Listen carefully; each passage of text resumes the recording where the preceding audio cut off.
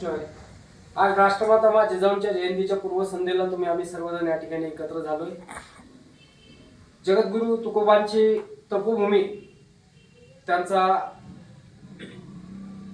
त्याग आणि समर्पणातून पुनीत झालेली ती भूमी आहे। त्या भूमीला आज पोखरण्याचा आणि तिच्यावर कब्जा करण्याचा डाव राज्यकर्त्यांनी घातला। तत्कालीन पालकमंत्र्यांनी, तत्कालीन जिल्हाधिकाऱ्यांनी तसे आदेश संबंधित कंपनीला देऊन त्या ठिकाणी पेट्रोल पंप सुरू केला।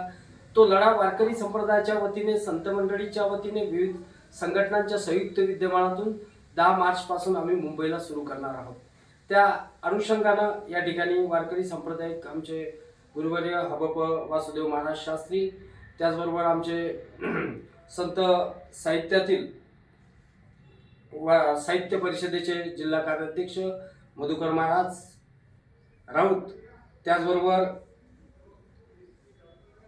या लढ्याचं नेतृत्व करणारे सन्माननीय सचिन भाऊ पाटील एरळीकर हे सुद्धा या ठिकाणी उपस्थित झाले। आजच्या या सर्वांच्या उपस्थितीमध्ये आम्ही वारकरी संप्रदायाच्या वतीने एक जाहीर करू इच्छितो की सरकारला जनाची नाही तर मनाची लाज वाटत असेल, सरकारमध्ये थोडीशी माणुसकी, मानवता, हिंदू म्हणून शिल्लक राहत असेल तर सरकारने त्वरित राष्ट्रसंत तुकोबांच्या तपोभूमीची अवहेलना, प्रतारणा थांबवावी, अन्यथा वारकऱ्यांच्या रोषाला तुम्हाला बळी पडावं लागेल। आम्ही कायदेशीर संविधानिक मार्गाने आंदोलन करू, त्यात काही दुमत नाही, परंतु तुकोबानेच आम्हाला सांगितलेलं आहे, भले तरी देऊ कासेची लंगोटी, नाताळाच्या माती आणू काठी।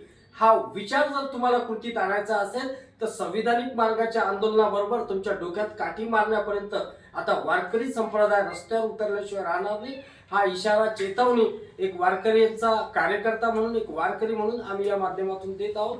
यानंतर या परिषदेसाठी उपस्थित झालेले सन्माननीय सचिन भाऊ पाटील हे आपलं मनोगत व्यक्त करतील अशी मी त्यांना विनंती करतो।